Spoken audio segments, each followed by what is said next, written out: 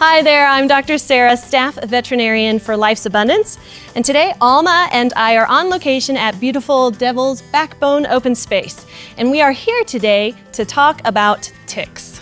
In the past 20 years, tick populations have exploded in North America, and where once people were most concerned with fleas or heartworms, now the main concern is often ticks.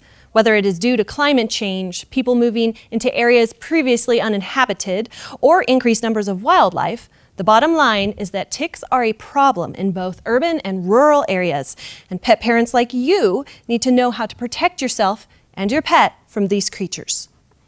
Ticks are not insects, they are arachnids, and they have several life stages. There are 7 main species in the US, and all of them can infest dogs, cats, and people. Ticks wait for host animals from the tips of grasses and shrubs. When brushed by a moving animal or person, they quickly let go of the plant and climb onto the host. Ticks can be active when ground temperatures are about 45 degrees Fahrenheit, and they cannot jump or fly, only crawl. A dog can have several ticks and not be bothered at all because when ticks bite, they first secrete an anesthetic material that numbs the skin so that the host doesn't know that it has been bitten. Ticks are not just a problem in rural areas. In major urban settings in the southern states, the brown dog tick is commonly reported because it is known to infest homes. One female tick can fall off your dog and lay 4,000 to 6,000 eggs in your home. And once infested, the brown dog tick is very difficult to eradicate from dwellings.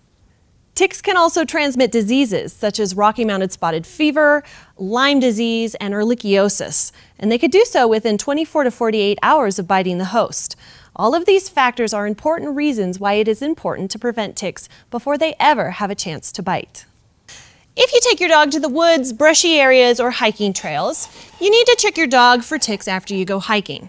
Ticks like to hang out on the head, around the eyes, around the ears. They also like between the shoulder blades and near the front point of the shoulder, but it's important to check the whole dog for ticks. While this is fairly simple on short hair breeds, long hair breeds present a little bit more of a challenge. Ticks are fairly small and they are known to crawl around before they attach. So you start by running your hands over the surface of your whole dog, feeling for any lumps as you go. Then, once you've done the whole dog, then you do it all in reverse, going backwards and parting the hair, examining and looking for anything that's out of the ordinary. Ticks only live on a dog for 7 to 10 days while they are feeding, then they drop off. If you are seeing repeat ticks, then your dog is picking them up somewhere, and you will need to limit where your dog goes, especially during tick season, which is March through June, depending on your location. So the best way to protect your dog is use a veterinary recommended product. I recommend the products that use neurotoxins. My favorite are the Prevent-Tick collars because they can be put on your dog over a bandana and used on an as-needed basis.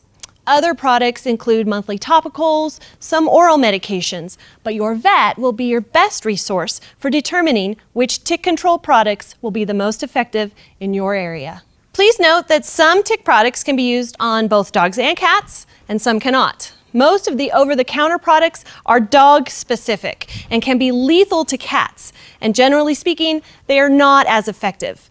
When it comes to ticks that can transmit disease to you and your pets, I only recommend products that will be effective.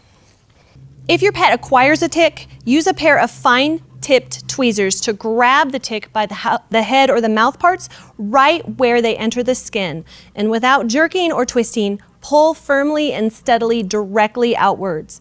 It may take a few moments, but the tick will dislodge. Using methods such as covering the tick with petroleum jelly or applying a hot match will not cause the tick to back out. In fact, these methods can cause the tick to leave more disease-carrying saliva in the bite wound. Ticks cannot be killed by flushing down the toilet. Instead, place the tick in a jar of alcohol and clean the wound with some triple antibiotic ointment. If you don't know whether the tick or your dog needs to be tested for disease, check with your local veterinarian.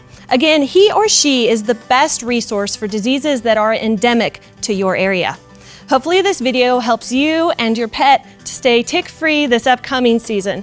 Thank you for watching and check back. I'll be back next month with another episode of Pet Talk.